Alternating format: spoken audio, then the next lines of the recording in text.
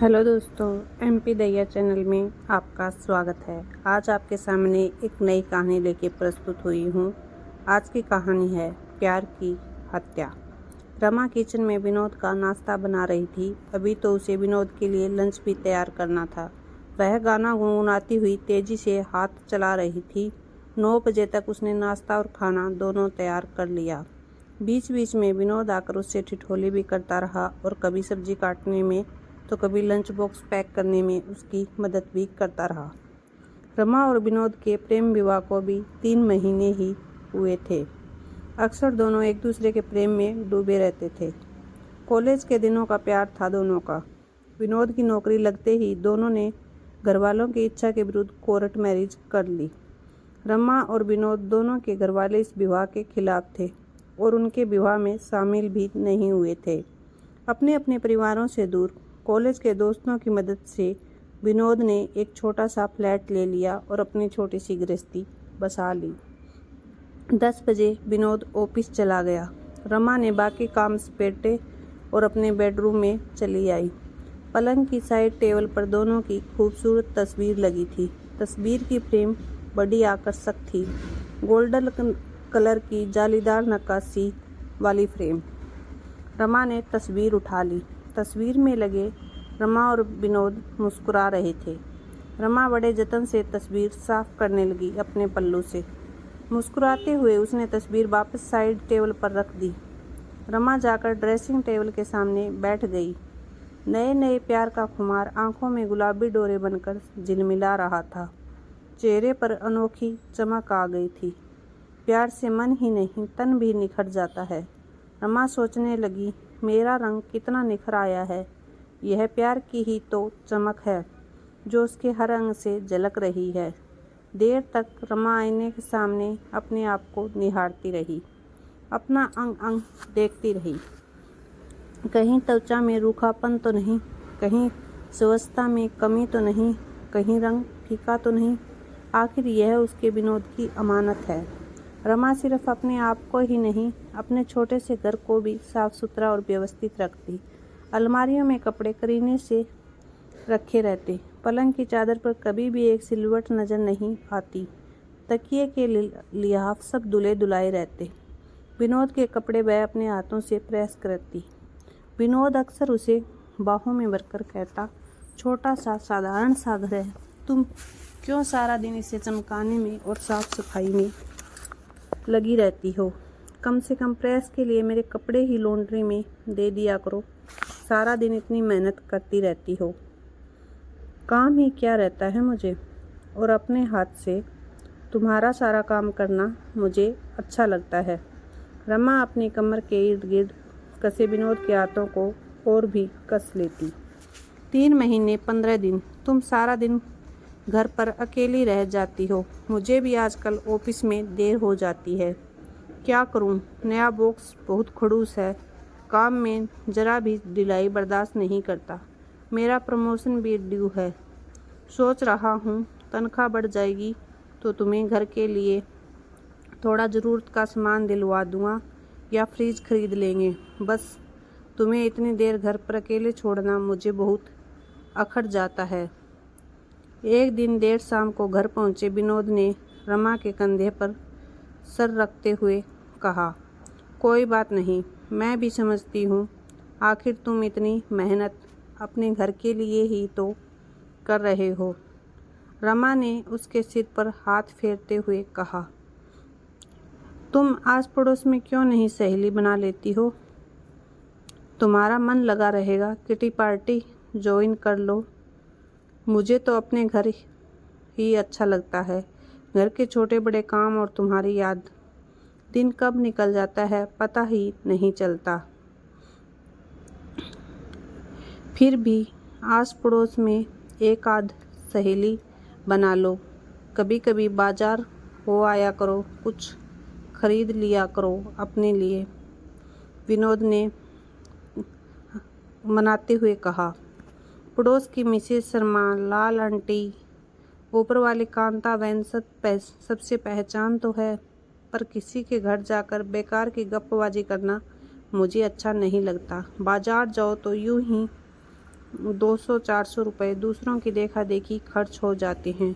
मुझे तो जो भी ज़रूरत है तुम्हारे साथ जाकर ले आती हूँ। रमा ने कहा, तुम कितनी अच्छी और समझदार हो रमा। अगर तुम मेरे जीवन में नहीं आती तो पता नहीं मेरा क्या होता। विनोद ने अचानक भावुक होते हुए कहा, चलो हटो, इतनी भी अच्छी नहीं हूँ मैं। तुम तो बेवजह मेरी तारीफ़ें करते रहते हो। रमा के गाल गुलाबी हो गए। मुझे तो इस बात का हमेशा दुख रहता है कि मेरी वजह से तुम्हारे मम्मी पापा ने तुमसे नाता तोड़ दिया। रमा के स्वर में अचानक उदासी गिर आई। अगर वे सचमुच मुझे प्यार करते तो क्या उन्हें मेरी खुशियों की परवाह नहीं होती? क्या वे मेरे प्यार को स्वीकार नहीं करते? लेकिन नहीं, उन्होंने तो तुम्हें स्वीकार ही किया नहीं, वरना मुझसे भी नाता तोड़ लिया। जाने दो। वैसे भी जिन्हें मेरी पत्नी की परवाह नहीं, जो मेरी रमा को अपना नहीं मानते, स्वीकारते नहीं, वे रिश्ते मेरे लिए बेमानी हैं। विनोद के स्वर में रमा के लिए अपनापन और अपने अभिभावकों के लिए भी तृष्णा थी। लेकिन फिर भी विनोद, मेरी वजह से तुम्हारे मम्मी पापा, भाई बहन सब तुमसे दूर हो गए। मुझे सचमुच बहुत अपराध बोध सा महसूस होता है। तुम्हें अपराधी महसूस करने की कोई ज़रूरत नहीं है रमा। इसमें तुम्हारी क्या गलती है? तुम ज़बरदस्ती तो आई नहीं हो मेरी ज़िंदगी में। मैंने तुमसे प्यार किया है। मम्मी पापा अगर अपने बच्चों से सम्मान चाहते हैं तो उन्हें भी बच्चों की इच्छाओं और भावनाओं का सम्मान करना चाहिए। विनोद ने तल्ख स्वर में कहा, फिर भी मुझे लगता है कि तुम्हें वहाँ जाकर एक बार और बात करनी चाहिए। आखिर वे तुम्हारे, छोड़ो भी, तुम भी क्या बातें ले बैठी। मैं उस घर में तभी पैर रखूँगा जब वे तुम्हें अपना लेंगे और खुद आकर तुम्हें उस घर में ले चलेंगे। विनोद का प्यार रमा को भाव विभोर कर गया। वह विनोद की बाहों में सिमट गई। लाइट बंद हो गई। पलंग के साइड के टेबल पर रखे फोटो फ्रेम में रमा और विनोद की तस्वीरें अंधेरे में भी मुस्कुराती हुई लग रही थी। 3 महीने 28 दिन। अरे ये क्या कर रहे हो? छोड़ो भी, मैं काट लूँगी सब्जी। वैसे ही सारा दिन ऑफिस में थक जाते हो, घर पर भी काम करते हो। जाओ आराम से बैठकर चाय पी लो और पेपर पढ़ लो। क्या हुआ? सब्जी काटना कोई मेहनत का काम थोड़े ही है। इसी बहाने तुम्हारे साथ बातचीत भी हो जाती है, चाय भी पी लेता हूँ और तुम्हारी मदद भी हो जाती है। यानी एक पंथ दो काज। और पेपर तो ऑफिस में लंच टाइम में खाना खाते हुए पढ़ लेता हूँ। वैसे भी क्या खबरें होती हैं? वही राजनीति का रोना, 2-4 एक्सीडेंट, घोटाले, लूट और खून खराबा, बस। अरे अब ये क्या, शर्ट क्यों प्रेस कर रहे हो? मैंने आज के लिए तुम्हारा शर्ट पैंट प्रेस करके तो रखा है। तुम सारा काम अपने हाथ से करती हो। मैंने सोचा आज छुट्टी है, घर के कामों में तुम्हारा हाथ बटा दूँ। मुझे तो ऑफिस में हफ्ते में 1 दिन की छुट्टी मिल जाती है, पर तुम्हें तो सारा दिन खटना पड़ता है। तुम्हारी तो कोई छुट्टी भी नहीं होती। घर के कामों को खटना नहीं कहते, ये तो स्त्री का सौभाग्य होता है। रमा ने मुस्कुराते हुए कहा, चलो आज तुम्हें पिक्चर दिखा लाऊं। रात का खाना भी बाहर खा लेंगे। विनोद ने रमा से पूछा, क्या फ़ायदा मुंह बंद करके अंधेरे में पर्दे पर हीरो हीरोइन का रोमांस देखने का? बेकार में 400-500 रुपये खर्च हो जाएंगे। खाने में मैं पाव भाजी बना लूँगी, झटपट बन जाएगी। लो चलो आज इस कमरे के उजाले में ही रोमांस देख लेते हैं, विनोद ने शरारत से कहा। रमा विनोद की बाहों में सिमट गई। फोटो फ्रेम में लगे रमा और विनोद मुस्कुरा रहे थे। 4 महीने 17 दिन। हाँ, इतने ही दिन हो गए थे रमा और विनोद की शादी को। सुनो अर्चना, यानी मिसेस शर्मा मुझे बाजार तक साथ चलने को कह रही थी। उनके साथ चली जाऊँ? हाँ हाँ, क्यों नहीं। अच्छा है, तुम्हारा भी मन बहल जाएगा। मैं तो कब से तुमसे कह रहा था कि जरा सहेलियां बना लो, घूम फिर आया करो। ये लो पैसे, जाओ तुम भी कुछ ले आना। विनोद ने रमा को पैसे देते हुए कहा। नहीं नहीं, मुझे कुछ नहीं चाहिए। रमा ने साफ मना कर दिया। नहीं, तुम भी अपने लिए कुछ ले लेना। विनोद ने ज़बरदस्ती 500 रुपये रमा के हाथ में थमा दिए। 5 महीने 9 दिन। अरे, आज आप जल्दी आ गए? बहुत देर से खड़े थे क्या बाहर? रमा ने पूछा। बस 2 मिनट पहले ही आया हूँ। सॉरी, आज चौथी मंजिल वाली मंजीत के यहाँ किटी पार्टी थी तो बहुत जिद करके अपने साथ ले गई। कब से आने को कह रही थी पर वो आने ही नहीं दे रही थी। रमा ने ताला खोलते हुए कहा। अरे वाह, तुम किटी में गई थी? मुझे बहुत अच्छा लगा। चलो, इसी खुशी में तुम्हें डिनर पर ले चलता हूँ। विनोद ने रमा के कमर में हाथ डालकर चहकते हुए कहा। आप चाय पीजिए, मैं फटाफट खाना बनाती हूँ। आटा गूंथकर और सब्जी सलाद काट कर ही गई थी वहाँ। आधे घंटे में खाना बन जाएगा, फिर जाकर गैलरी में बैठेंगे। आज पूर्णिमा की रात है। रमा ने रसोई में जाते हुए कहा। वाह, हनी और मून दोनों साथ, यानी हनीमून। विनोद ने शरारत करते हुए कहा। रात देर तक फोटो फ्रेम की तस्वीर पूरे चांद की रोशनी में नहाकर झिलमिलाती रही। 6 महीने। आज रमा और विनोद की शादी को 6 महीने हो गए थे। सुनो, आज मैं नलिनी के साथ बाजार जा रही हूँ, कुछ पैसे दे दो। 6 महीने 13 दिन। आधे घंटे से दरवाजे पर खड़ा हूँ, कहाँ गई थी? आज रचना के यहाँ किटी पार्टी थी। रमा ने ताला खोलते हुए कहा। अच्छा, चलो जल्दी से खाना बनाओ, आज मैंने लंच भी नहीं किया, फुर्सत ही नहीं मिली। विनोद ने अंदर आते हुए कहा। आज तो मैंने कोई तैयारी भी नहीं की, दोपहर को ही रचना की मदद करने चली गई थी। चलो ना, आज डिनर करने बाहर चलते हैं। रमा ने विनोद की तरफ देखते हुए कहा। ठीक है। विनोद ने भी हाँ भर दी। 6 महीने 26 दिन उनकी शादी को हो गए। सुबह का समय था। प्लीज़ ज़रा सब्जी सलाद काट दो ना, मुझे देर हो रही है। रमा ने विनोद से रिक्वेस्ट करते हुए कहा। क्यों, कहाँ जाना है? विनोद ने आश्चर्य से पूछा। आज सब लोग मिलकर प्रदर्शनी देखने जाने वाले हैं। काफ़ी दूर है, जल्दी निकलना पड़ेगा, कुछ पैसे भी दे देना। सुना है बहुत अच्छी अच्छी चीज़ें और कपड़े आए हैं। आजकल बहुत घूमने लगी हो बाहर, ज़रा घर पर भी ध्यान दिया करो और हो सके तो थोड़े अपने खर्चों पर भी रोक लगाओ। विनोद ने थोड़ा गुस्सा करते हुए कहा। ठीक है बाबा, पर अभी तो सब्जी काट दो। लाओ, काट देता हूँ। रमा तैयार होकर जाने लगी तो फोटो फ्रेम पर नज़र पड़ी। उस पर धूल चढ़ी हुई थी। आजकल दूसरे कामों के चक्कर में अक्सर वो फोटो फ्रेम साफ करना भूल जाती है। उसने आसपास नज़र दौड़ाई कि कोई कपड़ा मिले तो इसे साफ कर दे, पर कुछ नहीं दिखा। चलो कल साफ कर दूंगी।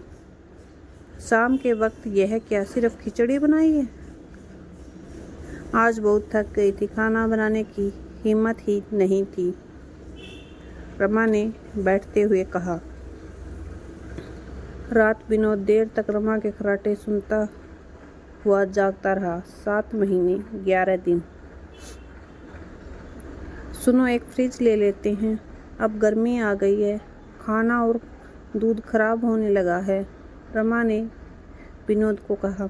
अभी तो पैसे नहीं हैं, 1-2 महीने बाद देखेंगे। क्यों, तुम तो कह रहे थे तुम्हारी तनख्वाह काफ़ी बढ़ गई है फिर? विनोद चुप रहा। उसने रमा को कोई जवाब नहीं दिया। 4-6 बार सवाल करने पर विनोद का जवाब मिला।